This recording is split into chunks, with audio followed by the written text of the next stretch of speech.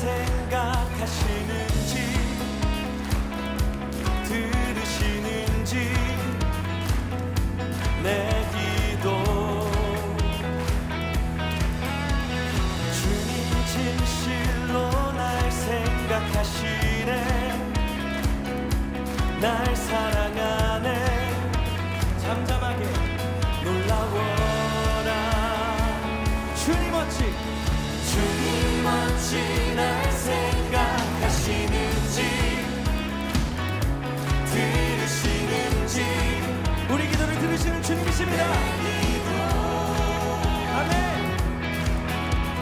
주님 진실로 날 생각하시네 오늘 이 밤 주님께 불태울 준비 됐습니까? 우리 큰 목소리로 놀라워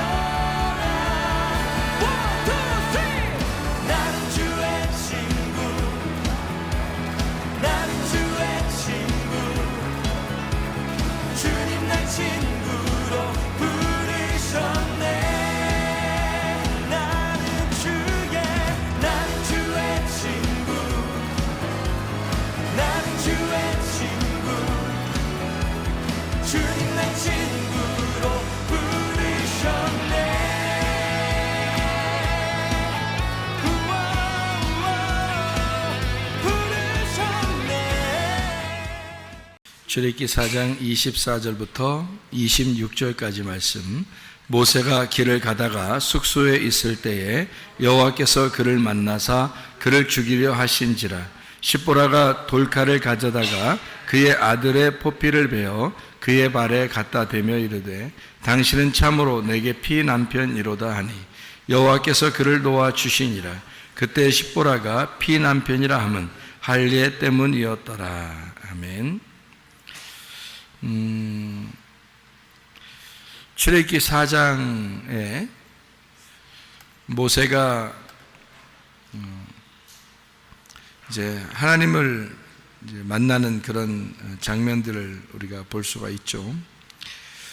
그래서 하나님을 만나서 하나님이 모세에게 지팡이로 꼬리를 잡게 해서 능력을 주시는 그런 하나님이심을 우리가 볼 수 있습니다. 머리가 있다면은 꼬리가 있는 거죠. 꼬리가 있다면 머리가 있는 거고, 그래서 머리가 시작이라면 꼬리가 마침이 되는 거죠. 어떻게 보면 창세기가 머리라면 요한계시록이 꼬리가 되겠죠. 그러니까 처음 시작과 끝을 이렇게 말하고 있는데, 꼬리를 잡아라 그랬더니 이게 이제 다시 지팡이가 되었더라. 처음에는 자기가 들고 있었던 것이 머리였는데 이것을 땅에다 놓고 다시 집었더니, 꼬리를 집었더니 그게 머리가 되었더라. 그러니까 머리는 꼬리가 되었고 꼬리는 머리가 되었더라, 이렇게 되었어요. 머리는 꼬리가 되고 꼬리는 머리가 됐다는 말을 다른 말로 말하면 어떤 의미가 되냐면 머리하고 꼬리가 같다라는 말이 되죠. 머리는 꼬리고 꼬리가 머리다 이렇게 쓰니까 그건 같은 것이다 이렇게 표현할 수가 있죠. 그래서 그거를 같은 지팡이다 이렇게 말하는 것입니다.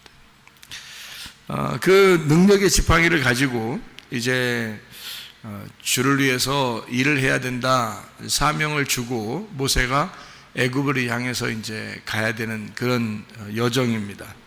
그렇게 가게 될 때에 이 모세가 갑자기 길에서 하나님이 이 숙소에서 만나게 돼요. 숙소에 있을 때 이제 모세를 죽이려고 그럽니다. 그랬더니 십보라라고 하는 이제 부인이죠. 부인이 돌칼을 가져다가 아들의 그 이제 포피를 베 가지고 그러니까 할례를 행한 거죠. 할례를 행해서 모세한테 던지면서 하는 말이 당신은 내게 피난편입니다 이렇게 이야기를 해요. 우리는 피난편이다 그러면 어느 정도 짐작하는 게 있죠. 피남편이다 그러면 어떤 의미를 가지고 있을까? 피남편이다. 이거는 뭐를 의미하는 걸까요? 피라고 하는 게 담입니다. 담. 피라는 게요. 담. 그러니까 피남편이라니까 담이니까 뭐였어요? 담 걸린 남자? 피남편이다 그러니까 담인데 아담 할 때도 담이거든요. 그 피입니다. 그러니까 아라는 게 이제 이 알파벳의 첫 번째 글자고 그게 하나님이라는 의미인데, 그러니까 하나님의 피 할 때 그게 아담 이렇게 표현한 거예요. 그러니까 아담을 만들어서 하나님의 피라고 이렇게 표현했는데, 여기서 피남편이다 이렇게 말했으니까 아담을 의미하는 그런 의미가 되겠죠, 그죠? 아담을 의미하는 피남편이다 이렇게 표현하는 거죠. 그러니까 피남편이 할 수 있는 게 뭐예요? 피남편은 우리에게 할 수 있는 게 뭐겠어요? 죽음으로써 그 피를 흘리고 죽음으로써 자기의 남편의 일을 잘 감당하는 게 피남편이에요. 그러니까 그 십자가의 죽음이 피남편의 할 일이에요. 그러니까 이 땅에 예수님이 오신 이유가 뭐겠어요? 죽으시러 오셨잖아요. 죽으시러 오신 그 목적이 십자가니까, 그러니까 피남편이죠. 예수님도 역시 우리에게 오셨는데 그 남편이 우리에게는 피남편이라는 거죠. 여러분, 그 모세가 애굽에 원래 살고 있다가 광야로 이렇게 나와가지고 도망 나와서 여자를 만났어요. 그게 이제 이 부인인데, 부인을 만나가지고 어떻게 살았는지 뭐 이런 거는 뭐 많이 나오질 않아요. 그런데 이 여자가 어떤 사람이었는가에 대해서는 우리가 이제 짐작을 해볼 수가 있죠. 그러니까 어떤 짐작을 우리가 할 수 있겠어요? 이 십보라라는 여자의 이름이 새라는 이름입니다. 새는 어떻죠? 새는 좀 자유로운 영혼? 자유로운 영혼, 새죠. 이 십보라라는 여자가 새라는 이름을 가지고 있는데요. 거기다 이제 모세라는 이름은 이제 메시아, 물에서 건졌다, 그리스도가 되는 그런 이제 메시아의 역할을 하기 위해서 이 땅에 이제 부름받은 사람이 모세라는 사람이고요. 아론이라는 사람은 이제 그 모세 형제인데, 이 아론이라는 사람은 총명한 사람이에요. 총명하고 지혜롭고 총명한 그런 사람입니다. 하나님의 그 법궤를 맡은 자, 이런 사람이 이제 아론이라는 사람이에요. 근데 십보라라는 사람이 모세하고 이렇게 생활을 어떻게 했는지 우리는 뭐 짐작을 할 수가 있죠. 그러니까 이 여자가 그 모세에게 아들의 그 포피를 베면서 당신은 피남편이에요 이렇게 말하는 걸로 봐서 있잖아요. 여자가 좀 부드러운 여자 같지는 않죠, 그죠? 그게 여러분 같으면 쉬운 일이겠어요? 당신은 피남편이로다 그러면서, 이게 뭘 자르는 거거든요. 뭘 잘라가지고 이렇게 거기다가 갖다가 놓는 건데, 그게 보통 사람이 하기가 쉬운 일이 아니거든요, 그게. 예. 그러니까 그것도 자기 자식들을 그렇게 한다는 게 이게 쉬운 게 아니거든요. 근데 그거를 뭐 소독이 잘 되지도 않은 상태에 아마 그 부싯돌이 소독 역할을 아마 하겠죠. 돌이니까. 그래서 그걸로 막 잘라가지고 이렇게 던지는 걸 봐서 그 여자가 보통 여자는 아니다, 이런 우리가 짐작을 할 수가 있죠. 부드러운 여자 같지는 않다 이거예요. 그렇게 부드러운 여자 같지 않은 그 여인과 살던 모세가 광야에서 얼마나 외롭고 쓸쓸하고 슬픔이 있고, 그리고 이제 집보다는 밖이 더 편한 이런 우리가 이제 뭐 짐작은 충분히 할 수 있죠. 그래서 모세는 광야에서 훈련 받을 때 아마 뭐 집에 주로 있는 것보다는 밖에서 있는 게 편한 사람, 밖에 주로 나그네로 있었던 사람, 이게 이제 모세라는 사람이었습니다. 그렇게 밖에 있는 모세를 하나님은 다 보고 있었죠. 그러니까 모세를 그 자체가 온유하고 그 자체가 억눌려 있는 뭔가 짓눌린 사람이다. 온유라는 게 짓눌렸다는 뜻이거든요.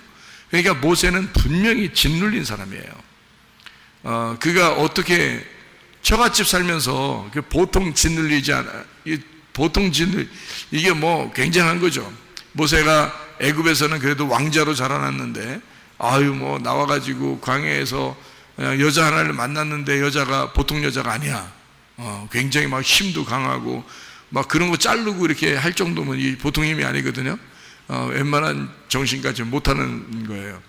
근데 그렇게 강인한 어떤 여자하고 만나게 됐고, 그리고 그 집안에 이제 처가댁에 들어가서 살고 있는데 주로 이 모세가 보니까 밖에 나와서 양을 치다가 하나님이 모세를 부르시는 걸로 봐서 이 모세는 혼자 양들을 데리고 밖에 나와 있었던 그런 생활을 했던 거죠. 만약에 그때 그 여인하고 또는 자식들하고 같이 있었다면 하나님을 같이 만났겠죠. 그죠? 야, 우리 같이 한번 저기 올라가 볼까? 이렇게 해서 같이 올라가서 만났겠죠. 근데 모세가 혼자 올라간 걸로 봐서 양을 혼자 치고 있었다. 이거는 금방 짐작이 가는 그런 이야기들이죠. 그런 걸 보면 모세 자체가 광야에서 짓눌림 받은 사람이에요. 그러니까 아주 그 처참하고 자기 자신이 이렇게 심령이 가난해진 애통하는 그런 사람, 이런 사람이 이제 모세였고 온유한 사람이 되었다. 하나님은 이런 온유한 모세를 선택하셨죠. 그 자체가 훈련이에요. 그러니까 광야에서 지낸 그 자체가 훈련이었기 때문에 그거를 지내고 난 다음에 하나님은 선택하셨어요. 자, 모세가 이날 날 선택해야 되는데 이렇게 했어요? 아니면 하나님이 알고서 일방적으로 하나님이 시간을 정해놓고 선택을 하셨습니까? 하나님이 일방적으로 시간을 정해놓고 선택을 했어요. 그러니까 우리가 정한 시간이 아니라 하나님이 정한 시간에 모세를 선택하는 것을 볼 수가 있죠. 그러니까 여러분도 너무 걱정하지 말아도 돼요. 왜냐하면 하나님이 여러분을 선택할 때는 하나님의 시간에 맞추어서 선택을 하지, 여러분의 시간에 맞추지 않으니까 어차피 하나님 나 이렇게 해서 저렇게 해서 할 필요 없어요. 하나님이 여러분을 알아서 다 해주실 것이기 때문입니다. 그러니까 하나님의 시간에 맞추어서 해주는 거죠. 모세가 뭐 그 시간을 알았겠냐고요. 하나님이 그 시간을 다 알았다고요. 그러니까 하나님만 아신 거예요. 그 시간을 하나님이 정한 시간에 모세를 데려다가 선택을 한 거죠.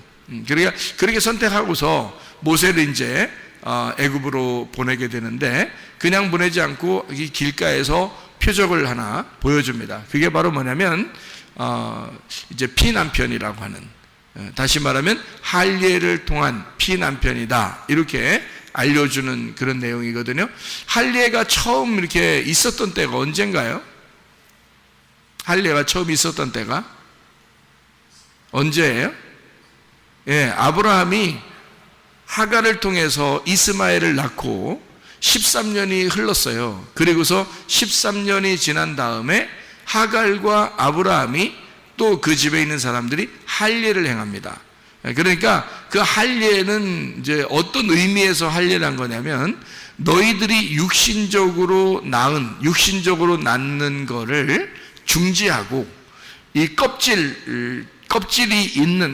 덮여져 있는 육신적인 열매를 맺지 말고 이 껍질을 벗겨냄으로써 알곡을 이제 잉태해야 된다. 그래서 이스마엘은 육체로 낳았지만 이 알곡, 그러니까 껍질을 벗겨낸 할례를 받고 난 다음에는 그때는 이삭을 낳게 된다. 이것을 알려주는 그 장면이거든요.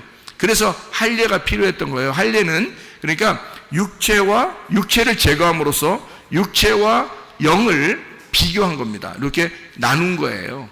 그게 할례라고 하는 거거든요. 그러니까 모세는 지금 피난편이다, 곧 할례를 말하는 것이다 라고 하는 것은 누구 자손이라는 거예요? 누구 자손? 아브라함의 자손이라는 거죠. 아브라함이 할례를 통해서 육체와 영을 나누었잖아요.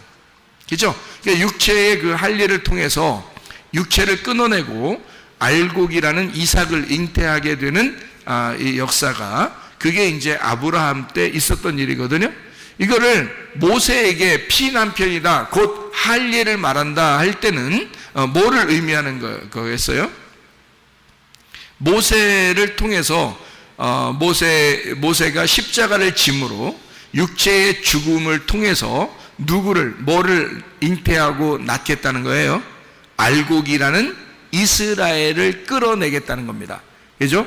이 모세가 가가지고 하나님의 백성, 그러니까 아브라함의 자손, 이삭의 자손들을 거기에서 끌어내겠다, 알곡을 끌어내겠다는 겁니다.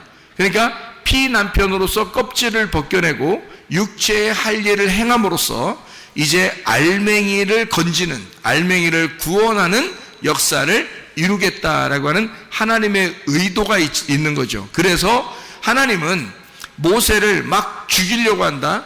왜 죽이려고 하나 이거예요. 죽이려고 하는 이유는 할례 때문이에요. 할례를 받기 전과 할례 받은 후, 성경엔 할례를 받기 전을 예수님 오시기 전이라고 말할 수 있고요, 할례 받은 이후를 예수님 이후라고 말할 수 있어요. 우리에게도 마음의 할례가 필요해요. 그래서 마음의 할례라는 건 마음의 껍질을 벗겨내고 마음의 알맹이를 통해서 살아가야 된다는 것에 우리 마음의 할례가 필요한 건데, 마음의 할례를 받기 전은 우리가 예수 그리스도가 오시기 전을 말하고, 예수 그리스도가 온 이후는 할례 받은, 마음의 할례 받은 이후를 말하는 거예요. 그러니까 모세는 길에서 지금 피남편으로서 할례에 대한 지금 하나님께서 가르침을 이 모세에게 해주고 있는 거죠. 육체를 제거하고 가서 알맹이를, 너의 자식들인 알맹이를 데리고 나오라는 거죠. 그러니까 모세가 메시아로서, 그리스도로서 이제 애굽에 내려가서 데리고 나와야 할 것은 껍질이 아니라 알맹이라는 이삭의 자손들을 데리고 나와야 되는 거예요. 자, 아브라함의 자손, 이삭의 자손, 아브라함과 이삭과 야곱의 자손이 어디에 있어요? 애굽에 있잖아요, 지금. 그러니까 아브라함과 이삭과 야곱의 자손이 애굽에 있다고요. 에서의 자손이 아닙니다. 이스마엘의 자손이 아닙니다.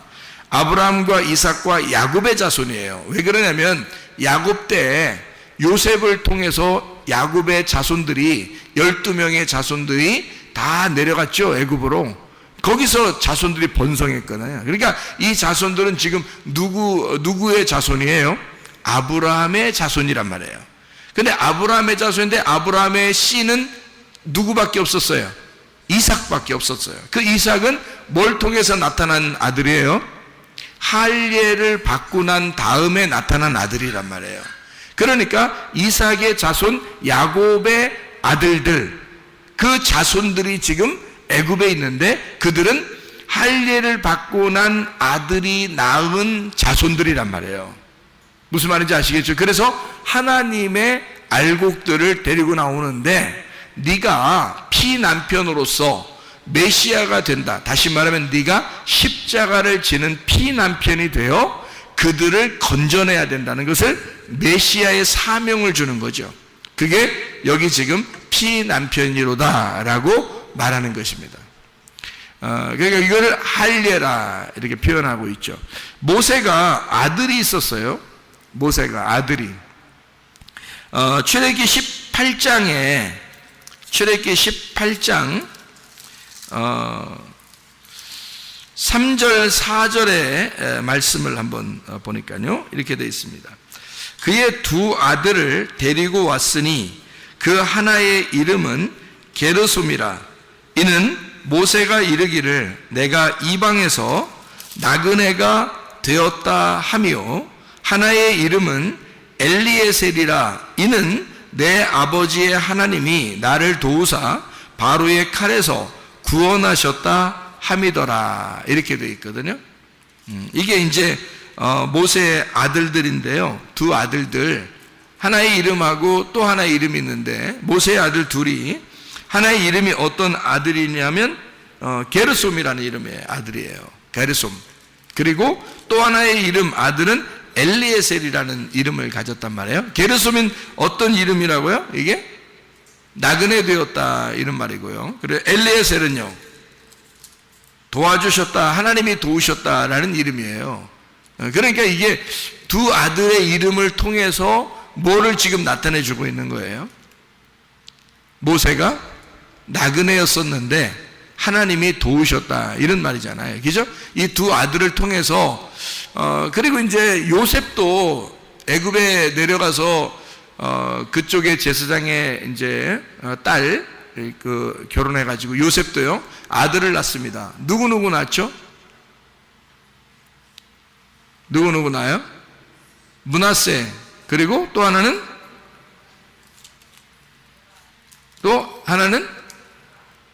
에브라임. 그러니까 므낫세와 에브라임을 나요. 므낫세가 무슨 이름이에요? 잊어버렸다는 의미예요. 이름이에요. 잊어버렸다. 에브라임이라는 이름은요, 열매를 맺는다, 풍성한 열매를 맺는다가 에브라임이에요. 그러니까 하나님이 나의 모든 과거를 잊어버리시고 그리고 내게 열매를 주셨다. 이게 이제 두 개 이름이, 그러니까 두 개 이름이 둘 다 참 좋은 이름이에요. 이제 그러니까 더 좋은 이름은 에브라임이라는 이름이고 조금 덜 좋은 이름은 므낫세라는 이름이에요. 근데 그러면 에브라임은 기분 좋겠지만 므낫세는 먼저 낳기 때문에 기분 나쁜 이름을 가졌다 이렇게 하면 이상하잖아요. 그죠? 그러니까 이 요셉이 두 이름을, 아들의 두 이름을 이렇게 부르면서 하나는 므낫세, 하나는 에브라임 그런단 말이에요. 므낫세는 내가 나의 모든 과거를 잊어버리고 하나님이 나의 모든 죄를 씻으셨다 그 말이거든요. 그러니까 이게 므낫세라는 이름이 어떤 이름이겠어요? 어떤 잊어버렸다는 의미인데 이게 어떤 의미를 가지고 있겠냐고요.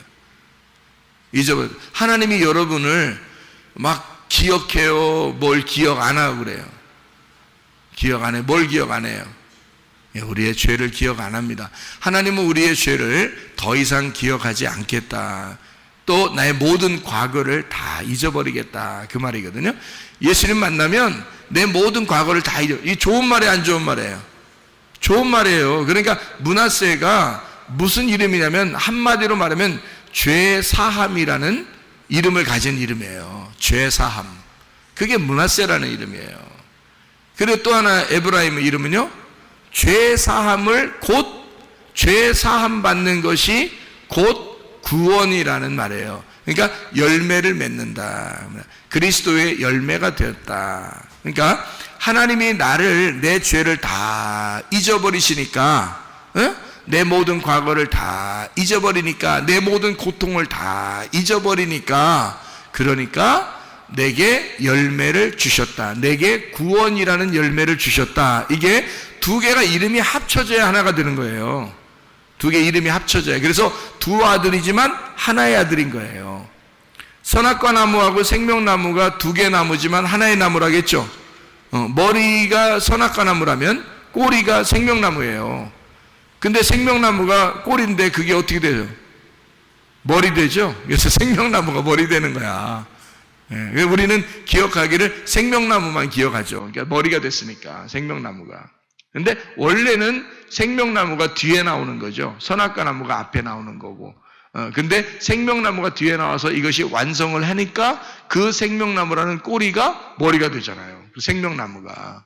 그렇게 성경이 이렇게 되는 거죠. 므낫세가 원래 장자인데 에브라임이 둘째 아들인데 둘째 아들이 장자처럼 되는 거예요. 그 말은 어떻게 되냐면 이 므낫세를 통해서 시작을 했지만 에브라임을 통해서 완성한다는 얘기거든요. 그러니까 둘이 하나야. 이게 엄청 놀라운 얘기들이란 말이에요. 여기서 모세가 아들을 낳았는데요, 둘을 낳았어요. 참 희한하죠. 요셉도 아들 둘 낳았는데 모세도 아들을 둘 낳았어요. 참 둘 다 메시아 같으신 분들입니다. 요셉도 이스라엘 백성들, 자기 가족들을 다 구원하는 메시아 같은 존재고요. 모세도 역시 이스라엘 백성들을 구원하는 메시아 같은 존재란 말이에요. 모세라는 이름이 메시아라는 이름하고 같은 단어를 쓰거든요. 그러니까 이 모세가 메시아. 그러니까 이 모세의 아들이 딱 둘인데 하나는 게르솜, 하나는 엘리아살이라는 이름이란 말이에요. 그러니까 게르솜과 엘리아살은 어떻게 해요? 둘이 나누어져야 되겠어요? 둘이 같아져야 되겠어요? 같아져서 이해를 해야 된다는 거죠. 그러니까 게르솜은 이게 나그네가 되었다는 얘기고 엘리아살은 하나님이 도우셨다는 얘기가 됐어요. 그러니까 하나님이 내가 나그네인데 내가 인생의 나그네를 살고 있는데 내가 이방 땅에서 나그네로 살고 있는데 하나님이 나를 도우셨다 이렇게 되는 거죠. 그러니까 내가 나그네로 이 땅에 던져졌는데 여러분과 제가 다 인생의 나그네입니다. 이 땅에 사는 그 존재가 다 나그네예요. 우리는요. 그런데 하나님이 우리를 도우셨다. 그러니까 게르솜 엘르아살이란 말이에요. 그러니까 우리 인생들은 다 뭐라고요? 게르솜 엘르아살이란 말이죠. 우리는 나그네인데 하나님의 도우심이 있다 이런 말이죠. 그러니까 이렇게 하나님의 백성들이 하나님께서 우리를 이렇게 나그네 같은 우리 인생, 다시 말하면 모세를 통해서 이제 그 두 아들이 설명해 주죠. 이스라엘 백성들이 애굽에서 사실은 주인이 아니라 나그네거든요. 거기서도 모세가 그걸 똑같이 사는 거예요. 광야에서. 그게 훈련이야. 인생을 그렇게 살아본 사람이 그렇게 쓰임 받는 겁니다. 모세가 광야에 나오지 않았다면 모세가 나그네라는 걸 뭔지를 몰랐을 거예요. 그는 왕자로 자라났기 때문에 애굽에서 나그네가 뭔지를 몰랐을 거예요. 거지가 뭔지를 몰랐을 거라고요. 그런데 모세가 광야에 나와 보니까 자기가 거진 거야. 광야로 나와 보니까 자기가 나그네인 거야. 그리고 부인도 부인 같지가 않은 거야. 무서워. 막 좀 강해. 너무. 그래서 혼자 그냥 밖에서 사는 게 더 나을 것 같아. 밖에서 그냥 양들하고 같이 지내는 게 훨씬 더 나을 것 같은 그런 부인하고 살아. 자, 늘 외롭고 쓸쓸하고 처참하고 혼자 있는 것 같고 짓눌려 있는 사람 모세. 이렇게 살아보지 않았다면 그가 진짜 나그네가 무엇인지를 몰랐을 거예요. 그러니까 이스라엘 백성들이 애굽에 살고 있지만 사실 그들이 바로 왕에게 핍박을 당할 때는 그들이 나그네라는 것을 인생이 나그네구나. 내가 그리스도인으로 하나님의 백성으로 내가 이 땅에 산다는 것이 정말 나그네구나라는 것을 알게 됐을 거란 말이에요. 이스라엘 백성들이. 그런 모세가 나그네의 생활을 광야에서 했고 그 하나님이 자기를 그 광야에서 하나님이 자기를 늘 함께 있었다라고 하는 것을 깨닫고 하나님을 만났을 때 하나님이 내가 너를 사실 이렇게 이 광야에서 불러서 너를 하나님의 사람으로 세우려고 사명자로 하나님의 그릇으로 세우려고 너를 이 땅에 불렀었던 거야. 내가 너와 늘 같이 있었어. 이거를 하나님은 말씀하셨습니다. 그러니까 하나님과 같이 있는 걸 알았던 거죠. 그러니까 하나님이 나를 이렇게 도와주셔서 내가 이렇게 살았었구나라는 것을 알게 된 거죠, 모세가. 그러니까 이스라엘 백성들을 생각하게 되죠. 이스라엘 백성들도 똑같잖아요. 애굽에 살고 있지만 핍박받고 있는 나그네, 하나님 앞에 호소하고 괴로워하고 있는 그 나그네 인생을 사는 이스라엘 백성들에게 역시 하나님 어떻게 모세를 보냄으로써 하나님이 도우신다고 하는, 하나님이 너희들과 함께 있다고 하는, 너희들의 고통 소리를 하나님이 계속 듣고 있었다고 하는 것을 하나님은 너희들의 그 나그네 인생, 그 힘든 인생을 하나님은 다 보고 있었다고 하는 사실을 알려주고 모세를 보내서 이스라엘 백성들을 도우셔서 엘르아살 하나님이 도우셔서 그들을 이끌어내는 그런 이제 놀라운 역사를 하게 되죠. 그게 모세의 그 두 아들이 게르솜과 엘르아살, 이것이 두 개가 합해져서 하나가 되었다.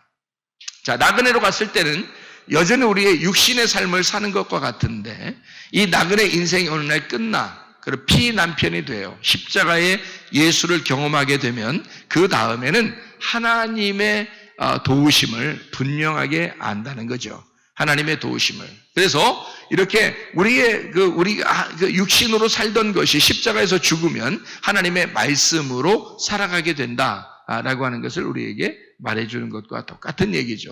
그러니까 주님은 이 모세를 통해서 피난편, 다시 말하면 할례, 우리로 말하면 마음의 할례를 요구하신다는 거죠. 여러분이 이 땅에 사는 동안은요, 완전한 것은 아닙니다. 그래서 우리에게는 여전히 어떤 남편이 필요하다고요? 피난편이 필요하다고요. 그 피난편을 의지함으로써 그 피가 나를 구원하는 거죠. 그 피가 나를 치유하시는 거고, 피가 나를 문제를 해결하시는 거고요. 피가 나를 성공하게 하는 겁니다. 예수의 피, 하나님의 그 피가 우리에게 그 피 남편이 내게 옴으로써 그가 나를 구원하는 것입니다. 그게 모세고 메시아인 거죠. 여러분의 가정에도 하나님의 그 메시아의 놀라운 역사, 그 피 남편이 여러분의 가정의 주인이 되셔서 그 피 남편을 통해서 여러분 하나님이 여전히 도우시고 있다는 사실을, 앞으로도 계속 하나님이 임마누엘 하시고 하나님이 계속 도우신다고 하는 사실을 깨달으시기를 바랍니다. 우리 한번 기도하겠습니다. 기도할 때 하나님 아버지, 우리가 예수 그리스도를 의지하여 주님께 나아갑니다. 예수 그리스도가 나의 모든 질병과 고통에서 해방시켜 주시고 병을 치유해 주시옵소서, 문제를 해결해 주시옵소서, 하나님의 사명 가지고 주의 일을 감당할 수 있도록 하나님 우리를 도와 주시옵소서. 우리 한번 기도합니다.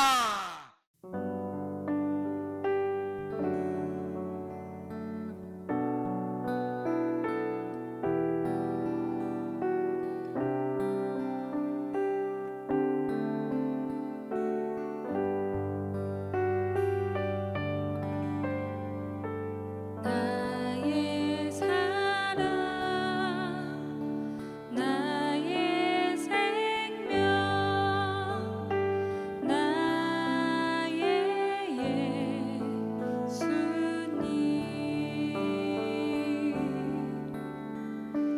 영원토록